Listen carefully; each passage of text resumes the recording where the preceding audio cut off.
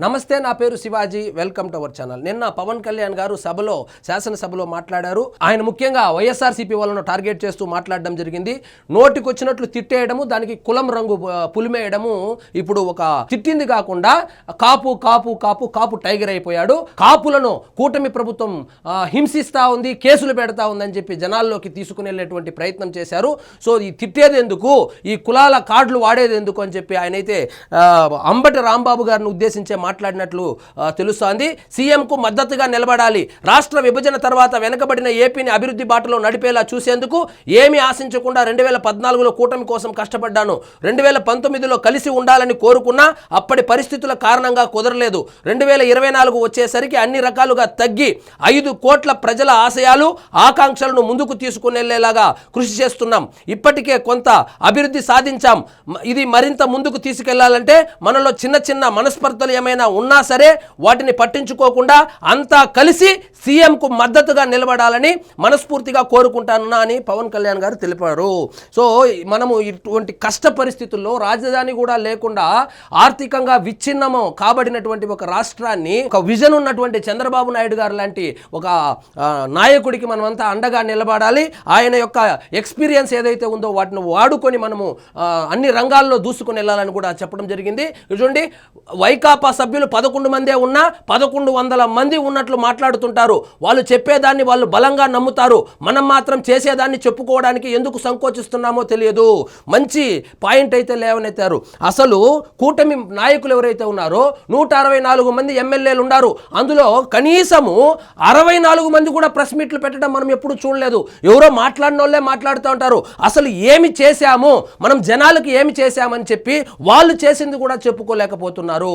అదే వైఎస్ఆర్సీపీ వాళ్ళు చూడండి, వాళ్ళు చేయనిది చెప్పుకుంటారు, ఇంకా 4 అబద్ధాలు కూడా రుద్దుతా ఉన్నారు. కానీ మనం కూటమి పార్టీలు మాత్రము ఖచ్చితంగా పబ్లిసిటీలో వెనకబడిపోయామని ఆయన అయితే చెప్పడం జరిగింది. సమాజం ఐక్యంగా ఉండాలని మనం చూస్తుంటే వాళ్ళు విచ్ఛిన్నం చేయడానికి సిద్ధంగా ఉన్నారు. ఇది ఇప్పుడుది కాదు. ఎప్పుడైతే కూటమి ప్రభుత్వం ఏర్పాటైందో మొదటి రోజు నుంచి కులాల మధ్య, మతాల మధ్య, ప్రాంతాల మధ్య గొడవలు పెట్టాలని చూస్తూనే ఉన్నారు. మొన్నటికి మొన్న చూసాం అంబటి రాంబాబు విషయంలో.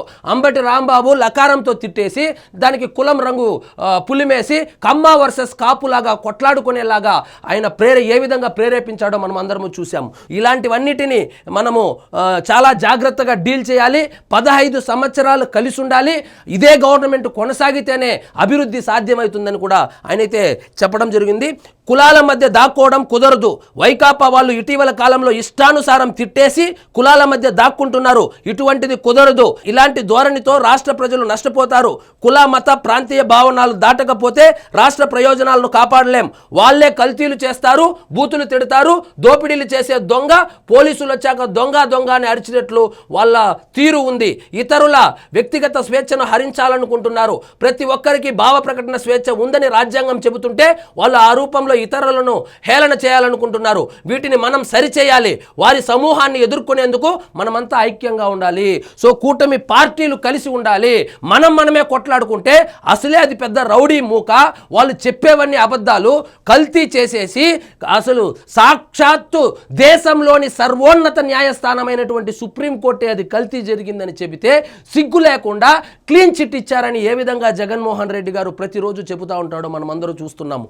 సో అలాంటి వాటిని మనం కలిసికట్టుగా ఐక్యంగా ఉంటేనే మనం ఏ విధంగా అయితే 164 సీట్లు గెలవగలిగామో వచ్చే ఎన్నికల్లో కూడా గెలవాలంటే మనకు మనస్పర్ధలు ఉండకూడదు. చిన్నవి ఏవైనా ఉన్నా కూడా కూర్చొని చర్చించుకోవాలి. అంతేకాని రచ్చకెక్కకూడదు. మనం ఆ సమూహాన్ని మనము ఎదుర్కోవాలంటే ఖచ్చితంగా ఐకమత్యంగా ఉండాలి అని చెప్పి ఆయన అయితే చెప్పడం జరిగింది. అదేవిధంగా రోడ్ల నిర్మాణానికి భారీగా వెచ్చించాం. గత ప్రభుత్వంలో పంచాయతీ రాజ్లో సీసీ బీటీ రోడ్లకు 610 కోట్లు ఖర్చు చేస్తే కూటమి ప్రభుత్వం 20 నెలల్లోనే 3,853 కోట్లు వెచ్చించింది. వాళ్ళు 5 ఏళ్లలో సీసీ బీటీ రోడ్లు కలిపి 8,100 కిలోమీటర్లు వేస్తే మనం 20 నెలల్లోనే 17,551 కిలోమీటర్లు పూర్తి చేశామని పవన్ కళ్యాణ్ పేర్కొన్నారు. సో ఏ విధంగా అయితే రోడ్లు వేస్తున్నారు, సీసీ రోడ్లు కావచ్చు, బీటీ రోడ్లు కావచ్చు, మొత్తం వైఎస్ఆర్సీపీ హయాంలో జగన్మోహన్ రెడ్డి గారు ముఖ్యమంత్రిగా ఉన్నప్పుడు వేసినటువంటి రోడ్లు 8,100 కిలోమీటర్లు. అదే ఈ 20 నెలల్లో కూటమి ప్రభుత్వం ఏర్పడిన తర్వాత అందులో ట్రిపుల్ అంటే 17,551 కిలోమీటర్లు పూర్తి చేశామని కూడా ఆయన అయితే చెప్పడం జరిగింది. సో ఈ బడ్జెట్ చంద్రబాబు దార్శనికతకు నిదర్శనం. ఉప ముఖ్యమంత్రి పవన్ కళ్యాణ్ ఇష్టారాజ్యంగా తిట్టేసి కులాల మధ్య దాక్కోవద్దు. సో వైకాపా రాష్ట్రాన్ని ఆర్థిక విధ్వంసంలోకి నెట్టేసిన ఈ ప్రభుత్వం దూరదృష్టి, దక్షత, దార్శనికత ఉంటే గత ప్రభుత్వం ధ్వంసం, విధ్వంసం, విచ్ఛిన్నం చేసేలాగా వ్యవహరించింది. 2019-24లో అరాచకమైన అనిశ్చితితో కూడిన పాలన సాగింది. అప్పులు, అసమర్థ పాలన, ఆర్థిక విధ్వంసం వల్ల రాష్ట్రాభివృద్ధి 30 ఏళ్లు వెనక్కి వెళ్ళింది. 9.74 లక్షల కోట్ల అప్పులను సృష్టించి ఆర్థిక విధ్వంసంలోకి మనల్ని నెట్టేసింది. అయినా ప్రజల అవసరాలు, ఆశలు, ఆకాంక్షలను గుర్తించి వాటిని సాధించేందుకు బలమైన అడుగులు వేసేలాగా 3.32 లక్షల కోట్ల బడ్జెట్ను ప్రభుత్వం తీసుకొని వచ్చింది. సో జగన్మోహన్ రెడ్డి గారు చేసినటువంటి అరాచకమైనటువంటి పరిపాలనను ప్రస్తావిస్తూ సో మన దగ్గర నిధుల కొరత ఉన్నప్పటికీ కూడా కేంద్ర ప్రభుత్వం సహకారంతో కూటమి ప్రభుత్వం చేపడుతున్నటువంటి ఈ అభివృద్ధి కార్యక్రమాలను ఆయనైతే ప్రస్తావించడం జరిగింది. సో ఇదండి ఈరోజు మన టాపిక్. మీకు ఈ వీడియో నచ్చినట్లయితే లైక్ చేయండి, షేర్ చేయండి, ఛానల్ మాత్రం సబ్స్క్రైబ్ చేసుకోవడం మర్చిపోవద్దు.